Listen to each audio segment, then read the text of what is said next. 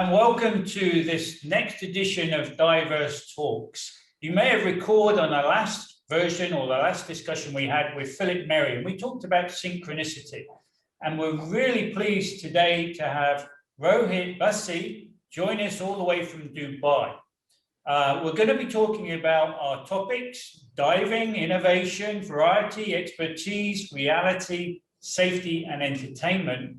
But today we're going to be focusing on reality because Rohit's got some really good real life situations to share with us. And also we're going to talk about expertise and where Rohit's expertise brings to the community so much. So the question is, who is Rohit Bassi and his passion towards mindfulness and compassion? So I guess Rohit, welcome. Thank you for allowing me to be here. It's my honor, and I'm just I've seen some of your other recordings, found them very interesting. And when Darren said that he would like me to be on the show, I was like, yes, definitely would love to be on the show. So thank you for allowing me to be here. Well, we're really pleased you're here. I know there's a bit of a time difference between us and Dubai. Thank you very much for getting up that little bit early as well and making it for us. So the first question is, tell us a little about Rohit and how did you end up in Dubai? And what was that journey? Okay. Talking about early riser, I am not an early riser. So when you said 12 noon, I said, yeah. And then yesterday night, I was looking at 12 noon a.m. Oh God, I need to wake up early. I need to get up at 6 o'clock. That's how it was. I'm not truly an early riser. How I got to Dubai is interesting for me. It happened. I think I'll have to go back to when I was 10 years old, although I did not end up in Dubai when I was 10 years old. 10 years old, I returned back to, so born and brought up in the UK, but in my early days, I used to study in India. And in India, there were some challenges, political challenges, and my parents felt it was unsafe for us to be there any longer. So they got us back to the UK. And this is Heathrow. We landed up in Heathrow. I was 10 years old. And the first thought which came to my mind was it was dark, it was gray, and it was raining. So the first, if I now think about it, the word which came to my mind was miserable. That's welcome to the UK. Yeah, welcome to the UK. And my thought process was as we're driving down towards our home and then we used to have the old model of the Ford Escort. That's what Mum came out, picked us up in. And the waters, the rain's pouring and it's hitting this, the window of the car. And all I'm thinking is, when am I gonna get out of this place? Fast forward 2006, I end up in Dubai. And it was very strange because 2 months before that, I just visited Dubai. And as soon as I landed, I thought, yes, this is great. I want to move over here. And I started applying for jobs, didn't get anything. I was just getting rejections after rejections. And then suddenly one client which had rejected me, they called me up and saying, we would like to talk to you. I said, okay, great. So we started speaking and we had our interviews. I had about 2 or 3 interviews. And next thing you know, I think it was August the 8th, I landed early in the morning in Dubai. That's how I got to Dubai in the first place. So I have only ever known you as a public speaker and somebody who wants to make a difference, very compassionate. So what was that first job in Dubai? What was that? I'm from an IT background. Okay. I'm actually from an IT background. And but my interest has always been in learning and development, education. That's what my interest has always been in. And in my times when I have been in the IT field, I remember the first time this trainer came to our workplace and I found it very intriguing what he was doing. And I asked him, can I do this? And he said, certainly you can do that. You just get some years of experience and you'll be able to do it. What I noticed was by going to these extra courses, you could say, one of the things which I noted very well was my performance and my productivity significantly improved. And I was very surprised what was the difference. And the only difference was attending those courses, those workshops, and then coming back to the fact that it's affecting my productivity. It's improving it. So I said, okay, this sounds really, really great. I need to start doing this. And I started learning more about the whole field, and it was more about training than anything else. I did not know what coaching was. I did not know what public speaking was. It was just, I want to do training. And then I started seeing these people who used to go on the stage and they used to deliver their talk, their message. I was like, I would love to do that. And I always thought those people are trainers. And it's only over the past, I think 4 or 5 years, I realized there is that difference between being a trainer, a coach, and a speaker. And my aim was to be that speaker. I'm still working on it. It's still not fully there. Yet that's how it all started for me, is from that perspective. I'll also say to you is, I remember in university, I had to do a presentation for a project which I was doing over 3 years. And I just about got a pass mark in the presentation, just about. I decided because of that reason, I'm never going to stand in front of public. I'm going to be in the background and I'm going to go into IT. But it all changed because of one person who saw his name, Craig Chapman. And it's because of him, he encouraged me to be in front of people without telling me that I'm actually doing public speaking. So the encouragement and support I got from him just changed my whole perspective of how powerful this training, this coaching, then speaking can be. That's an interesting journey. Yeah, and you've covered so many topics there on what Diverse Talks is about, because you've gone from uncertainty, if you like, then into training and learning. Oh, I want to learn more. So it's about lifelong learning. And that then a passion came from that, from sharing to sharing and giving back. And then, you know, that difference you mentioned from trainer, coach, and speaker, there is a difference. You know, speakers necessarily aren't trainers, but trainers, speakers through that journey. I'm sure a lot of people would debate that with me. But it's interesting you say that, because one of the things is when you're a speaker, you sometimes go into this training mode, which you're not really meant to go. And when you're a trainer, you go into a speaking mode. So you need to know that fine line. And for people who are listening out, they need to have a clarity of what this is all about. When you're a speaker, you're there to create that spark of inspiration. What next? Yeah, what shall I do next? The training element comes when you want to apply, learn, go into more details and start applying. A challenge with a lot of the trainings which we see outside is the practicality aspect. A lot of training I've come across, and this is also when I was doing technical, when I was in the IT field doing the technical side, it was very theoretical rather than practical, what happens on the field when you're actually performing, doing your work. So there are very few trainers who are able to do that. And the majority, I see them still very, very much on the theoretical basis, what the book says.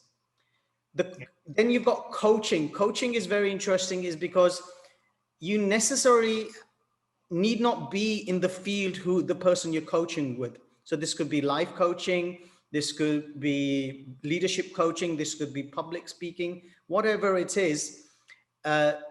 You need to be asking the questions to the coachees, so they use their inner wisdom to come up with the answers.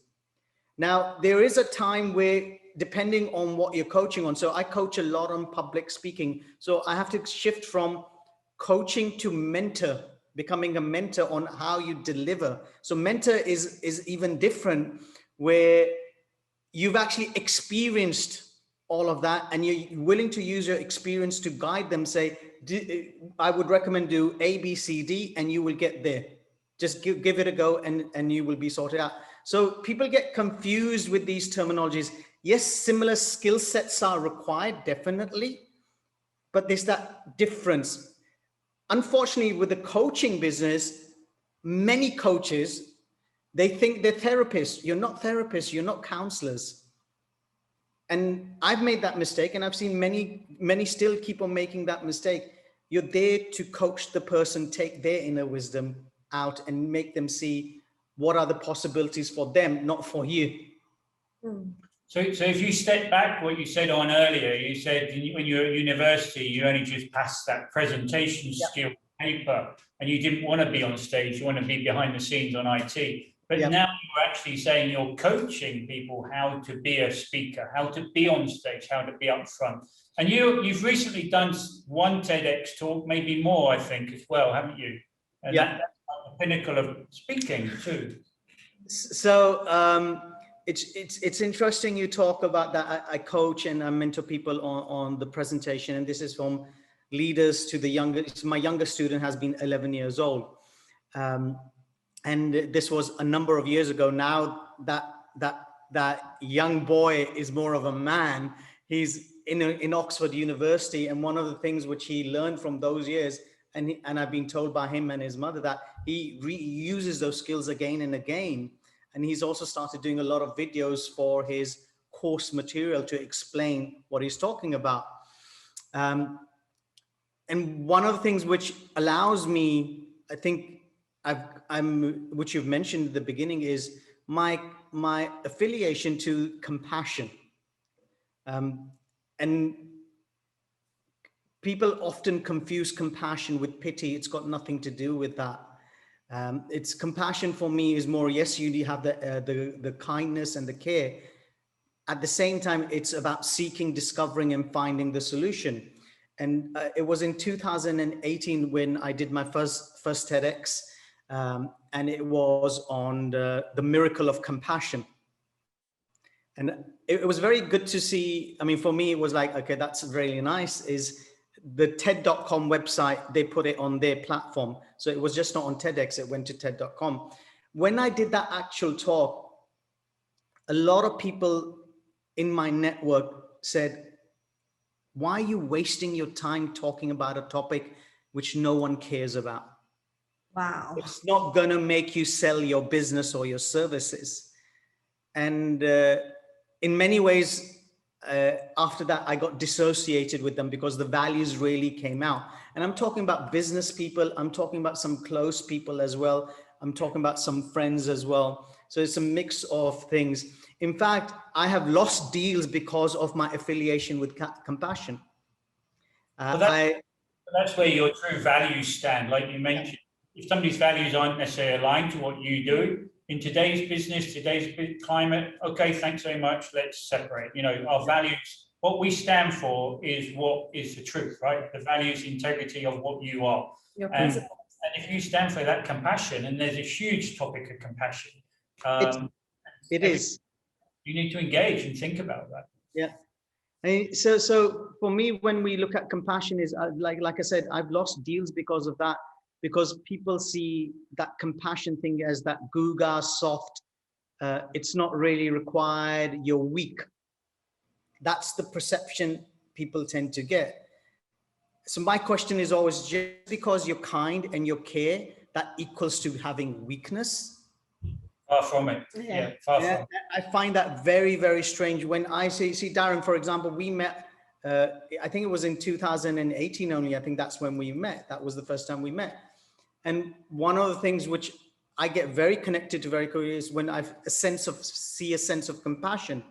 From your experience being in the army and coming out and being a civilian and what you do now, it's amazing your transformation, you know, from one place to another, how you've gone. And when I've spoken to you about how was it being in the army, you know, how was it being during that time?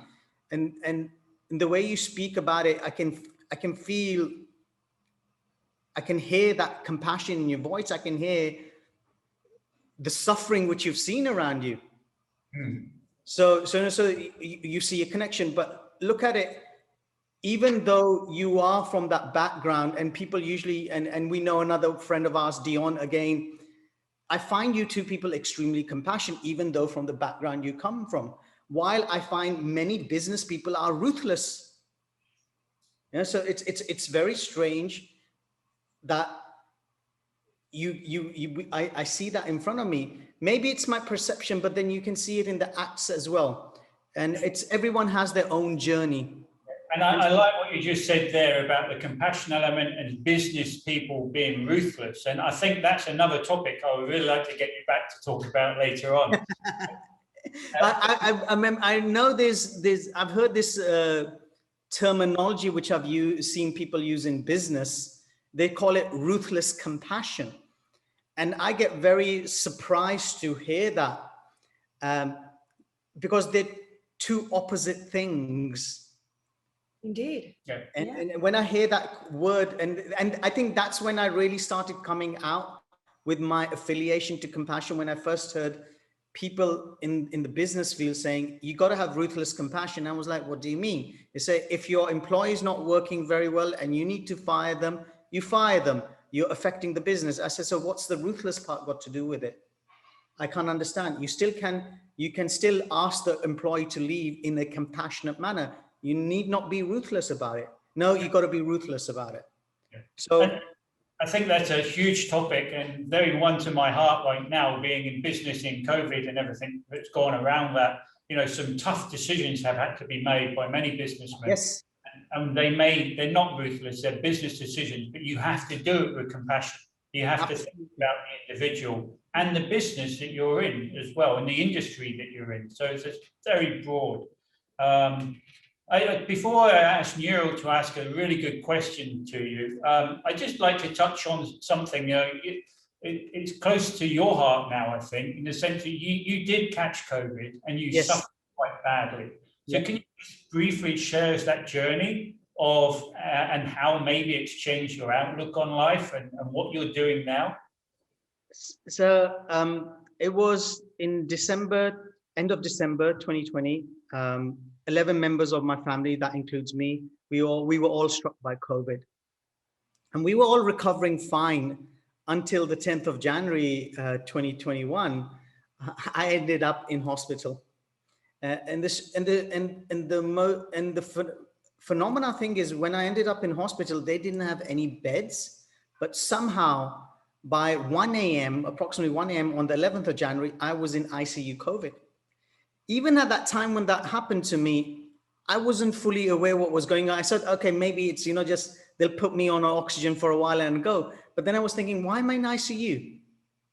So my lungs were literally over 50%, I was told, with severe pneumonia. Oxygen levels were low. And now if I go back to it, I can feel my chest getting heavy. Yeah, take it easy. Chest getting heavy, the jaw is clenching, it's constraining. For some reason, I'm going back into that thing, but it's fine, because one of the things which happened while I was in hospital, I remember Thich Nhat Hanh, the Vietnamese Buddhist Zen monk. And I remember many years ago, I'd listened to when he talks about mindfulness, and I could never understand what he meant by mindfulness until that day. And I'm just touching the surface. There's so much deeper layers to this, because people confuse mindfulness with just meditation. It's not just meditation, it's more to it. So I was listening to, and all this is what I did was I somehow had the energy to like, we have our smartphones, we can't live with them. You're dying and still you want your iPhone, your Android with you. So I found, and it was really strange. I typed his name on YouTube, and the first thing it came was mindful breathing. I played in, and all he said was, this breathing in, this breathing out is the only moment you have in life. Just breathe, in breath, out breath, in breath, out breath. And that's all I did. And for that moment, when you're just focusing on your breath, nothing else matters actually. The worries are not really there. You're not focused on your thoughts or your feelings. You can see a lot of body sensations going through, and you can see the mental formations, the thoughts which you see them, but you're not attached to them. You say, whoa, I'm thinking like that. What's going on? And you can see, so the breath really, really helps. So if you ever look at this in mindfulness, it's just not about meditating. So it all started at that point.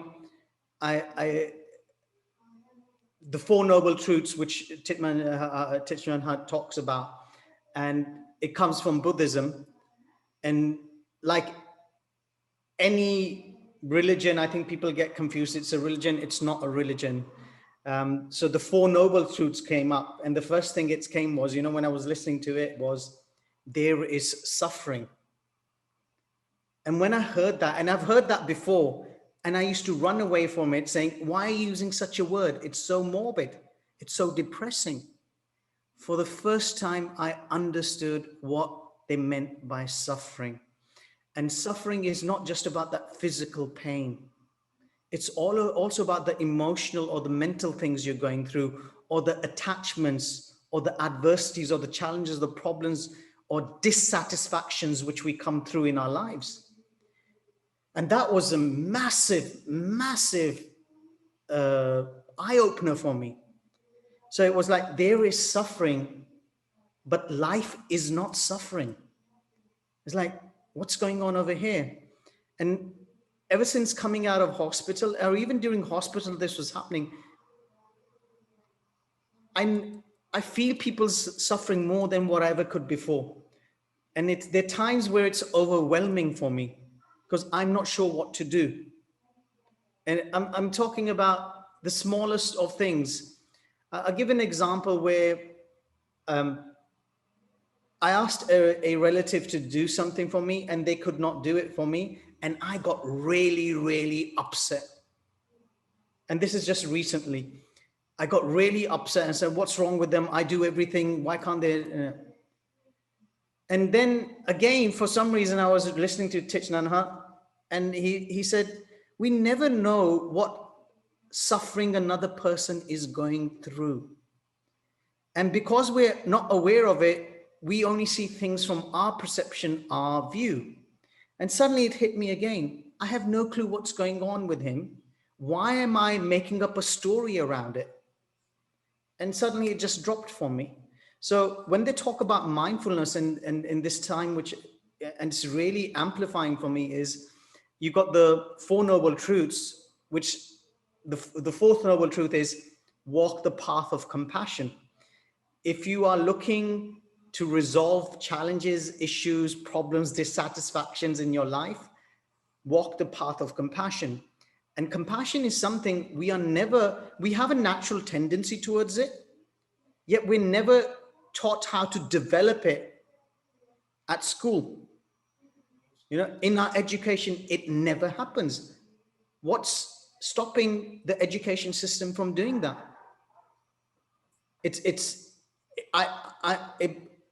I find it very, I'm very bemused by the fact we are not developed into being compassionate beings. When it is our tendency, we can do that. And it resolves a lot of issues, a lot of conflicts. I'm a strong believer that there is no need for violence, harm, and abuse to resolve things, because we have no idea what's going on in the other person's mind. And it comes and this is where it takes you to the Eightfold Path, where it talks about what is your view, what is your intention, your speech, your livelihood, the right effort. So it goes through all of that. And again, it comes with this starting notion, there is suffering. Now, look, people might say, I'll take a very extreme example over there. You go to the hairdresser and the hair is not done properly. Yeah? It gets all messed up. Now, as men, we may laugh at that. It's just your hair. But emotionally, we don't know what's going through the other person. Now, suffering might be a very strong word over there. So let's tone it down. This is where the person is dissatisfied, or the expectations were not met, which has triggered certain emotions. Now, here's the thing. When we look at all of this, is if we have children or we're dealing with children, we are triggered by children, and we're triggered by many other people as well. And our behavior, the way we act upon them, they learn from us. So if a child has done something which is unwholesome, I'm not going to say right or wrong, I say unwholesome, unskillful. Firstly, we need to remember they're children, they're still learning.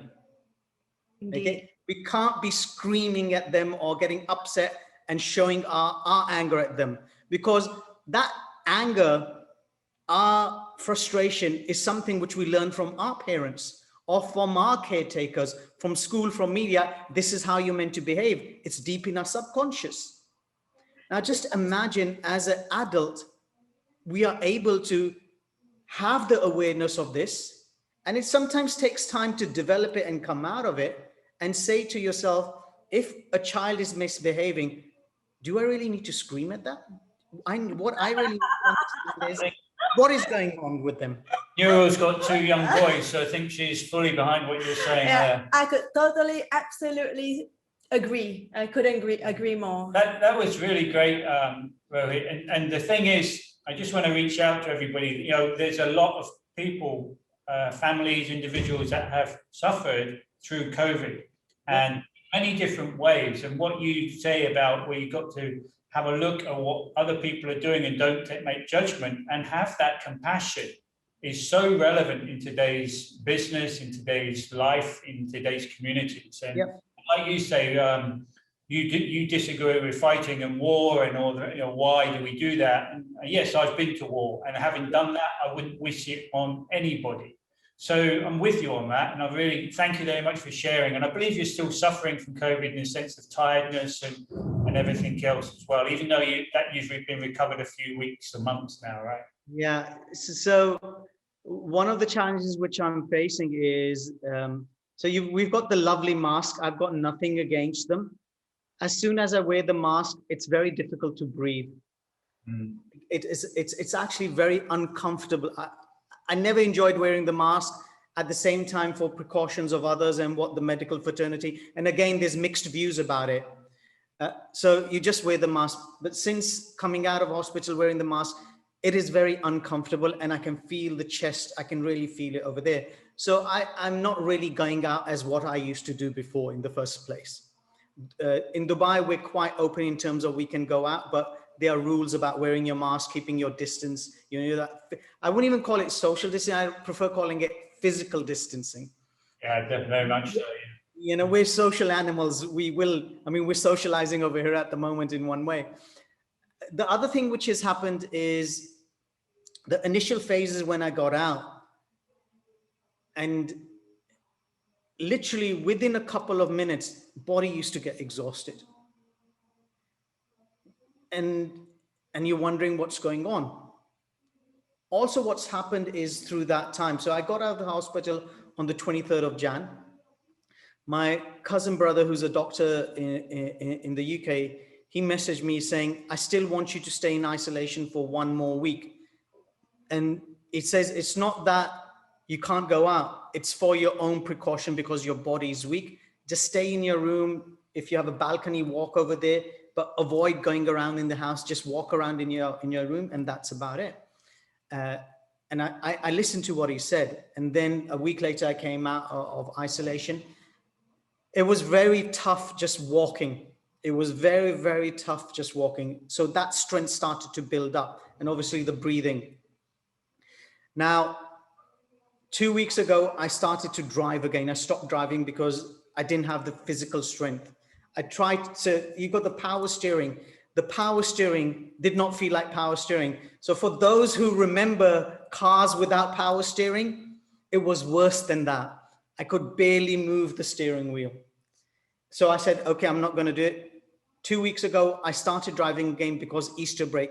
There was the Easter half term happening. So I said, roads are quiet. It's a good time. So I started getting to it. Last week, I realized I was getting exhausted. And this week I had a very minor, very, very, very minor accident. And suddenly it made me realize I need to stop driving, just stop driving. It was not my fault. what happened. It was just when that happened, suddenly I got all jittery and concerned what's going on. And I realized at that time when that happened, my whole body just went into exhaustion. And I've never experienced that before. So now 2 days I've not driven. So almost coming up to 2 days. And I can feel the energy slowly coming up. I'm not going to drive for another, I think, till the end of April and attempt again. Because yes, driving seems very easy. It's still causing a lot of exertion on the body.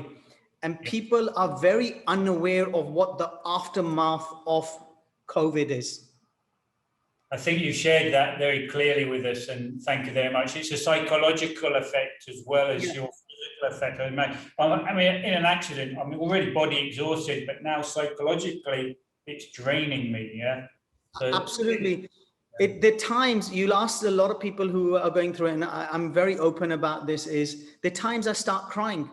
There are times I start crying and I ask myself, what's making me cry? And I have no answer. I just cry. And it's just not with me. I've spoken to other people who've gone through similar or even less severe cases than me. They're going through the same thing. Then I've spoken to some people who have had other ailments which have been triggered, such as diabetes. There are other ailments which they're having challenges with their body. So when I was leaving the hospital, the doctor said to me, and it was such a friendly doctor, the last one who saw me, not that the others weren't, he said to me, it's a very unpredictable virus. We in the medical fraternity, we are gathering so much data, still there is no pattern to it. Because they're getting people who are young as 19, who are perfectly fine, no physical issues, they are healthy, eat good, no really family conditions. They come in, they're tested positive for COVID. Five days later, they discover that they departed the world. The youngest 19 years old. And then the other extreme, you've got people who are 60, 70, 90 years old who come in. Yes, they've tested COVID positive, but after 14 days, they find nothing's wrong with them. So there is in my family, when we got this, we had one range to another. One of our family member only saw the symptoms coming after 14 days. 14 days, he was fine. He was tested positive, but for 14 days, he was fine. On the 14th day, suddenly the fever, getting heavy in the chest, wasn't able to breathe. So everyone's been triggered in a different way. This is where a lot of compassion is required for those people who are in that situation. And I think it's just not COVID per se. I think it's with any kind of physical, mental, emotional ailment which we go through. We need to be able to give that care and kindness towards them and not put our beliefs and our conditioning onto them by saying, well, it happened to me and I got it sorted out. I've had some people saying to me, you've been faking it. Wow. Yeah. And when I heard that the first time, I actually broke down and cried because I was like, I'm not. And for a moment, you're so physically, emotionally vulnerable. I was thinking, yeah, maybe I'm faking it.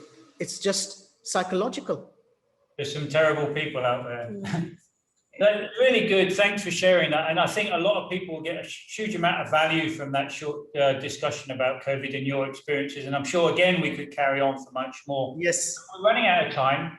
But before we do wrap up, Nurul's got this question she's been really to ask you. The woman's question. Okay, this is going to be scary. Now, I promise I won't be mean. I'll be nice. On your part of your conscious communication, so you spoke about mindfulness. You spoke about being mindful of what you are saying, what you perceive, how you perceive people. You mentioned in your website that no matter what your situation is, your ability to speak and listen with focus enriches relationships. Do you remember that line? Yes. Yeah. And you mentioned that this is the art and science of conscious communication. Yep. Now, what would you say your top 3 tips on speaking and listening for conscious communication? Okay. The first most important thing for anything is awareness. And I'm talking about awareness with what's happening with you. Awareness in terms of what are your intentions, what are your views. Okay. So that's very, very crucial. And this is where the whole act of what I am doing or what am I thinking, is it unwholesome?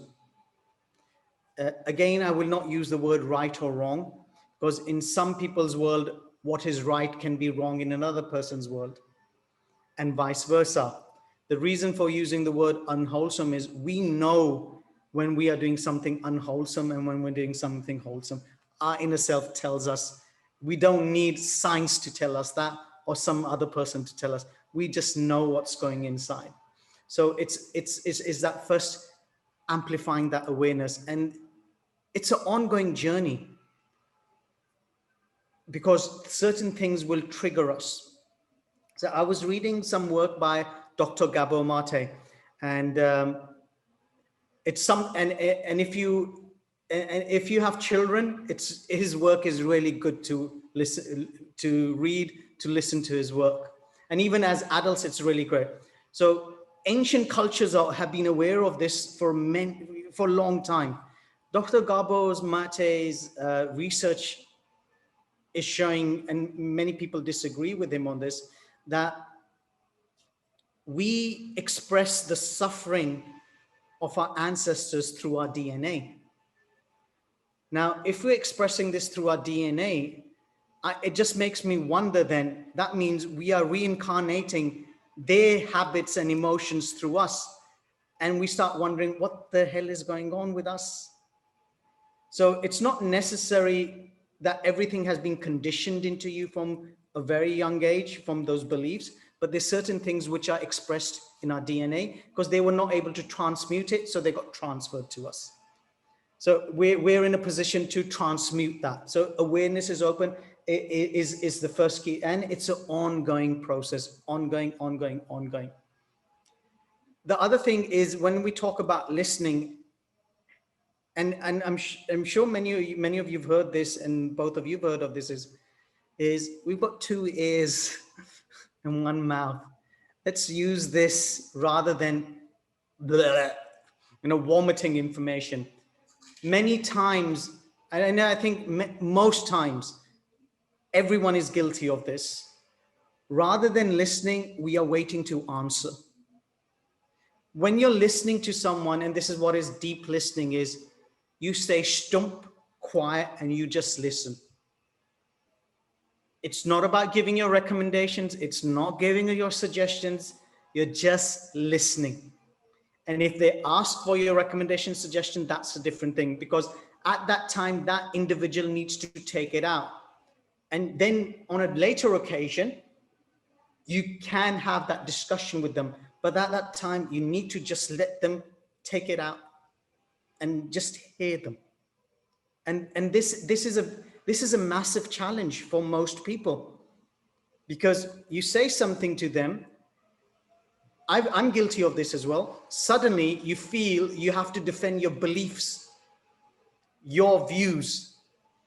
Now, if you're in a state of mindfulness or in that state of compassion, you never need to defend yourself. You just need to be in an assertive form, and you can respond, but not from a perspective, this is my belief, this is my perception, and you're wrong and I'm right.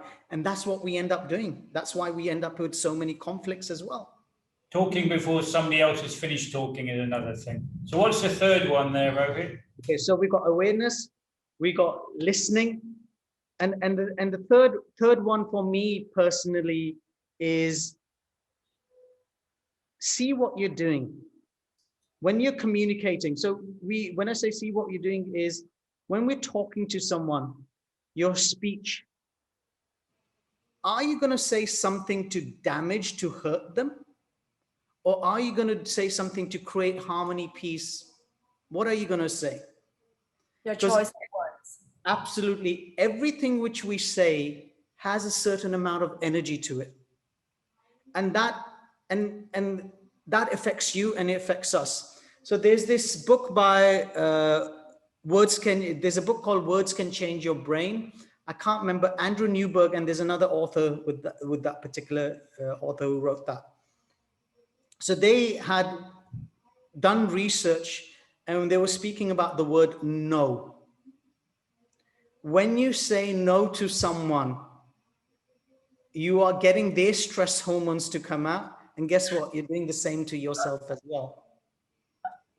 I'm relating to that because I do that to my son all the time. Yeah. No, don't do that. No. Yeah. So, and this is what happens is your stress levels are going up and his stress levels are going up. Yes, you can say no. There's a better way to say it rather than just say no. I'll give an example is my missus, she's Vietnamese and she's got 2 kids. And when the kids go out, the kids want something. And my missus has this habit of saying, we don't have the money. I said, you need to stop saying that. I need you to stop saying that. You need to ask them, you need to ask your child, okay, how come you want this? Okay. What I'm going to do is we're not going to buy it now. We'll buy it another time. Let's say next week, or depending on what the size or the value of in terms of money is it, we will buy it at that time. Or say, what are you going to do with it? So for example, kids love their toys and they can never run out of toys. And every time they see a new toy, they want a new one again. So you need to, so literally I've asked her, when this happens, you need to tell her, you need to tell the kids is simple as, you've already got X number of toys at home. I need you to play with them because you barely use them. Once I see that you're doing it, then we will look at what other toys you want. So they do that. And when they go out again, it's no more looking at that toy which they wanted again. It's another new toy. So it's not about saying no. It's how to see how we need to learn to respect even the children as well. I find Walt Disney, I learned something very interesting from Doug Lipp, who was at one time the L&D director of Walt Disney. I've met him personally, and he said something very interesting. When you go to any of the Walt Disney parks, when a child is crying or they're lost or anything,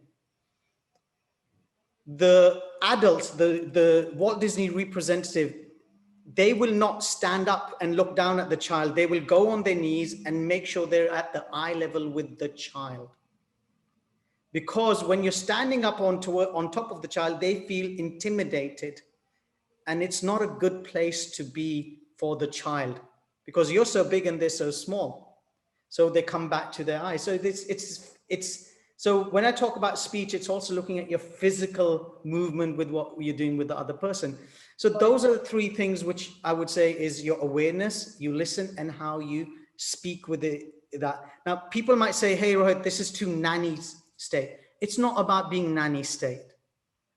It's about seeing there are certain triggers which will affect people and there's certain triggers which are going to affect you. And the only way we're going to learn this by actually speaking to people and realizing certain things trigger them. So we need to stop doing that and find other ways. And children are an amazing example where you can learn a lot from them.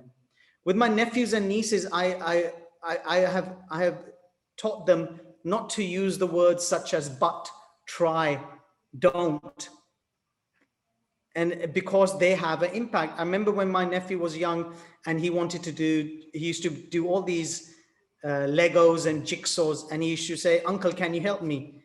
I would say, you do it. I'm here. You do your best. He used to say, I'll try. I said, you'll try. He said, no, I'll do my best. And 99% of the times he would succeed in whatever he needs to do. Well, Rohit, that's great. Those 3 tips on communication, but I'm going to have to use a word for you now. Stop.